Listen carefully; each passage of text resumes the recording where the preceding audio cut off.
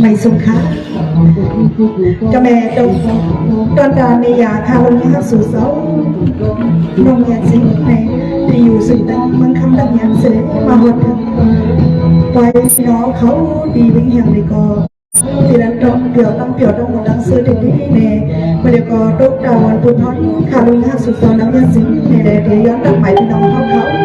ซื้อเสียอันเตยในกอเขียนทองพี่น้องเขาไปเอาคำทองให้ประวัติวันเสร็จของวันก็ย้อนให้ประวัติวันนะก็เลยที่เปิดเดียวที่ก็ที่ต้องจำในเขาทันนั้นยังจริงย้อนกับเพราะยังอาคารอายสุดสมบูรณ์เขาในสุดท้าย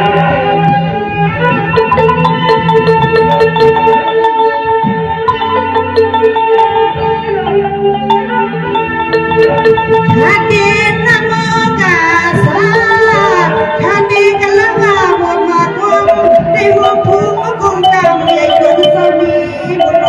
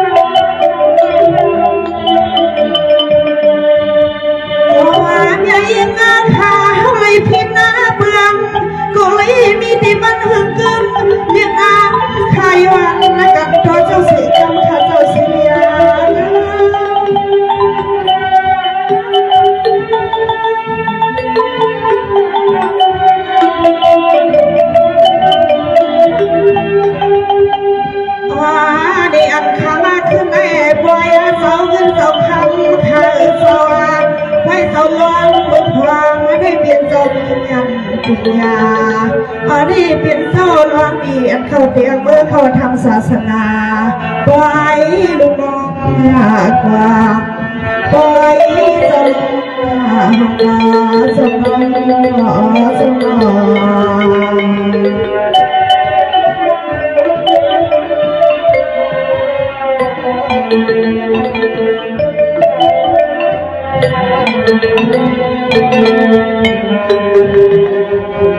มเมื่อในข้าวขาหน้าลูกจุกจัดเชื่อยอมเลือกใหม่หาว่าคาลีมาวัดไว้ที่สว่างบาราเตียวพยันล้อมาต่อสาวก็เกียนแก่ต่อทะเลก็เกียนอาใจที่ได้น้องมาทำยังสุดเอามาถึงหอสน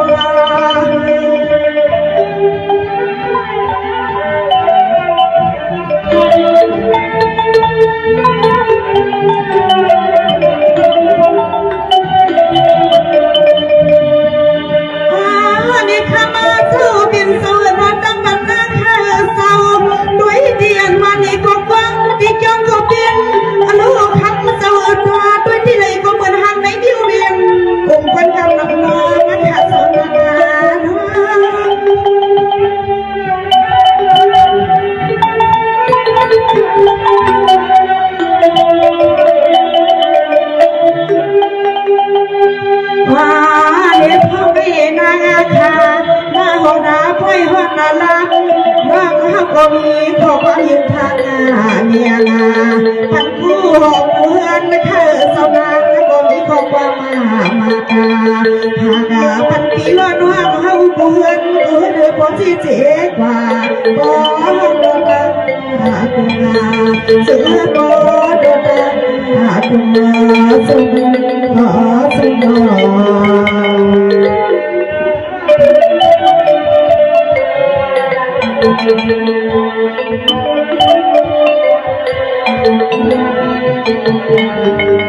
เพื่อนล้วนเดียวในกันนั่นน่ะสู้สู้เขาได้เขาได้บัวเอามาให้กินนะมีเงินบัวมาให้ใจสู้สู้ขัดใจเฮ็ดเสียงโคกายขึ้นมีบานาผ้าให้รู้เลยมีเพียงแต่หน้าตาหลวนกูคิดลูกค้าเรียกราคำเป็นสาวก็แก่นาจึงเป็นสาวก็แก่เมืองเป็นคำเป็นสาวดอกโผล่เลยมือเปิดเกี่ยวดอกเงินแล้วก็บอกสาวนา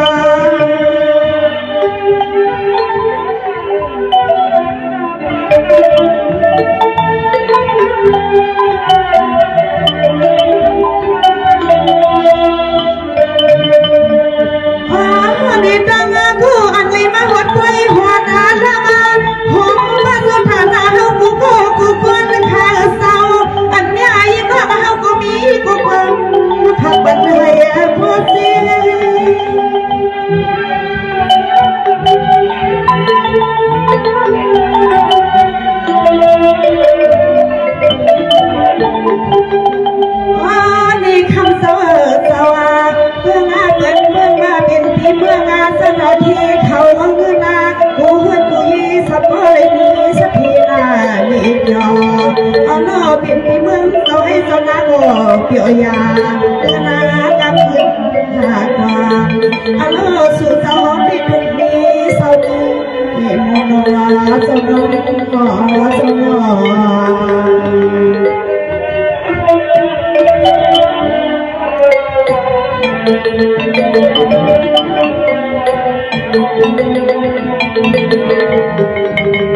สวัสดีในงานนั้นน่ะ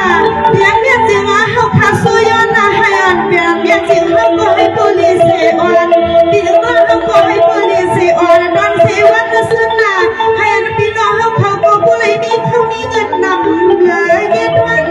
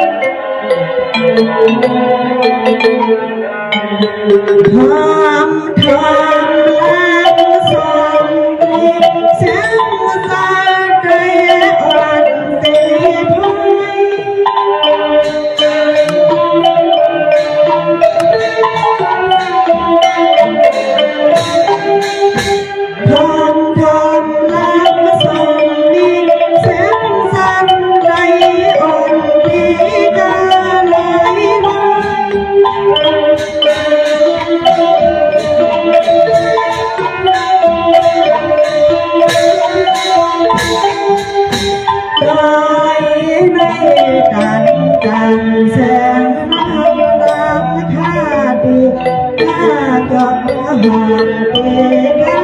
สองตองข้าล